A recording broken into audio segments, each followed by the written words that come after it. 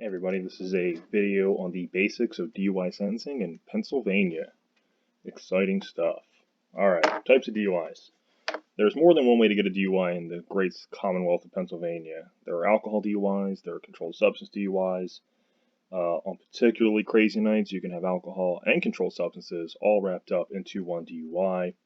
You have the DUIs where the defendant consented to chemical testing, and you have DUIs where the defendant did not consent to chemical testing. Which changes the elements that would have to be proven at trial. This is a video about the mandatory sentencing scheme of DUI in Pennsylvania. So we're not going to go too deep into the elements of DUI, the evidence presented on DUIs. We can do another video on that.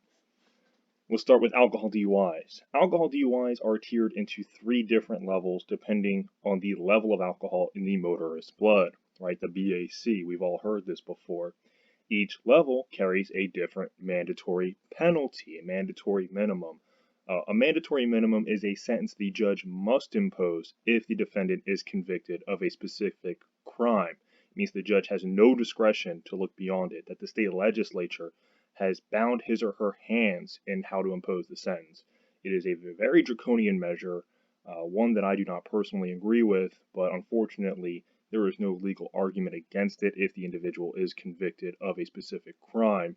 It's more of a political question, one could say a philosophical question, that we're taking the discretion out of human beings who are in the courtroom to be able to assess on a case-by-case basis what is the appropriate sentence, and it really leads to disproportionate and unconscionable outcomes. But I'm going to get off my soapbox and get back to the nitty-gritty law. What is the mandatory minimum? You need to know that.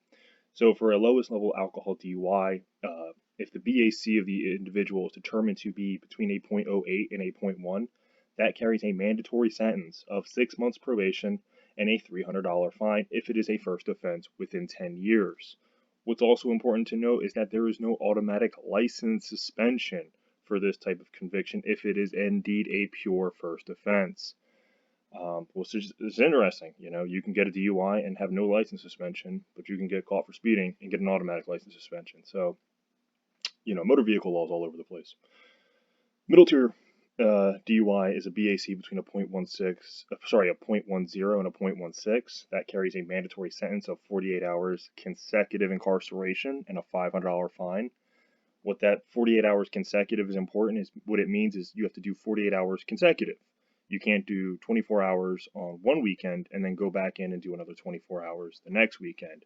You would have to go back in and do a 48 hours consecutively.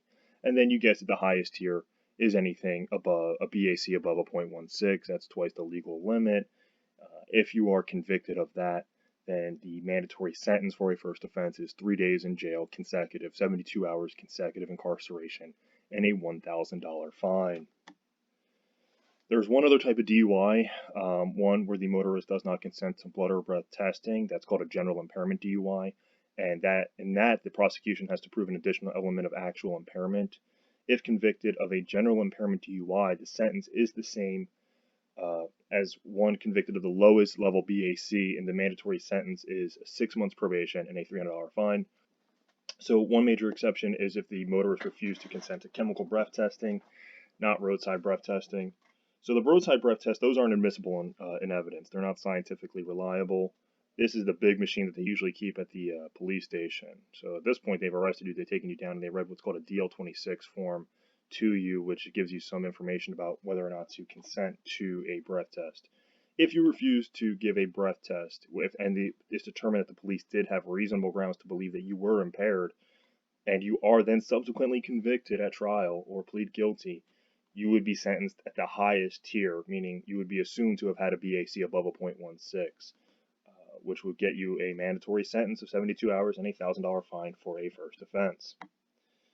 Controlled substance DUIs, what's important to know about sentencing for these, they're not tiered. So if you give a blood test and the blood shows that there was THC in your blood, cocaine in your blood, heroin in your blood, any amount, you're looking at a highest tier DUI. So mandatory minimum 72 hours and a $1,000 fine. There's no 48 hours. There's no 6 months probation. Go straight to jail. Do not collect $200. Okay, and then there's escalating mandatory penalties for DUI offenses within 10 years.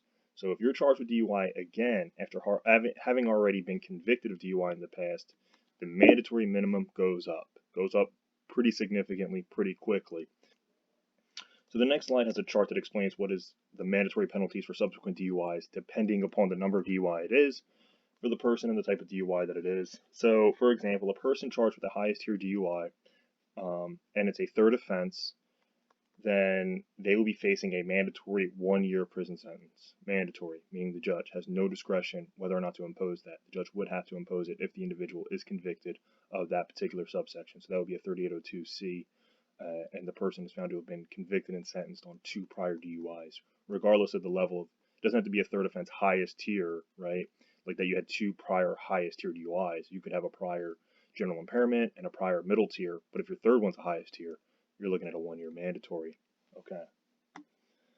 And so this is the DUI law grading and sentencing guide. You'll see these around courthouses and stuff like that. This one's a little old, so there's a couple amendments to it, but for the most part, it's pretty accurate. Over here, you'll see the DUI law sections violated, and then what the sentence is, depending upon which number within 10 years the offense is. Okay, so this is your lowest level right here, your general impairments, and your BACs between a 0.08 and a 0.1. On a first offense for that, it's ungraded misdemeanor, mandatory 6 months probation, and a fine of $300. For a second offense, still an ungraded misdemeanor, but you got a mandatory 5 days in jail to 6 months, incarceration, mandatory $300 fine. The third offense, mandatory 10 days in jail. Middle tier, okay.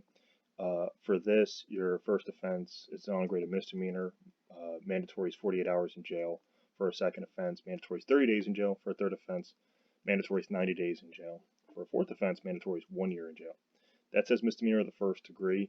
Not sure if that still is a misdemeanor of the first degree. That might be a felony of the third degree. That did change about a year ago. I know that a highest tier fourth offense, which is what this is right here, the mandatory, this is now a felony of the third degree. The jail time that you get is still a mandatory 1 year, but you could be sentenced up to 7 years incarceration.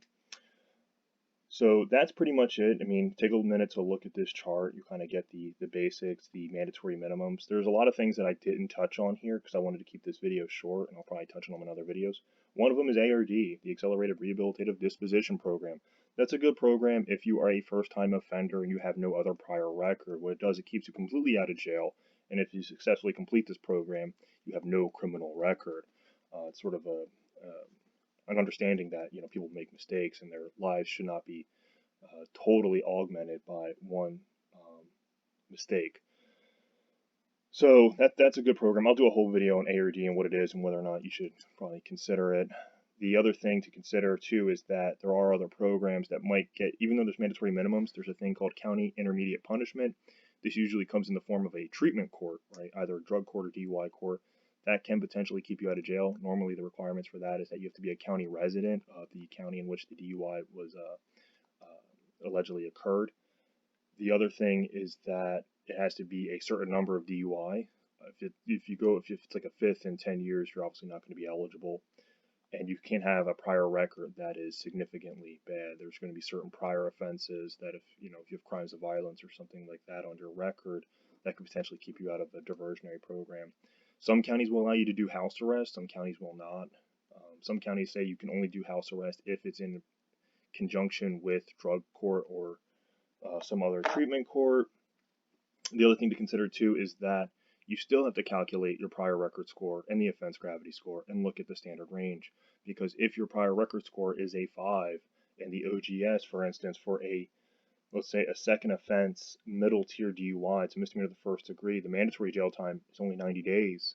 But if your OGS is a 5 for this offense, well, if your prior record score is a 5 and the OGS is a 5, your standard range could start at 12 months. So the mandatory minimum might be the least of your concerns. You'd be happy to get the mandatory minimum in that context. So you still need to analyze that. Mandatory minimum does not mean you are automatically going to get that.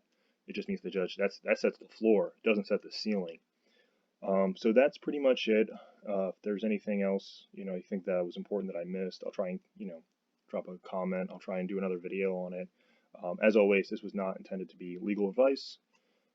This is solely to help you understand some of these, have a better vocabulary and have a better, more substantive conversation with your attorney. But you should have an attorney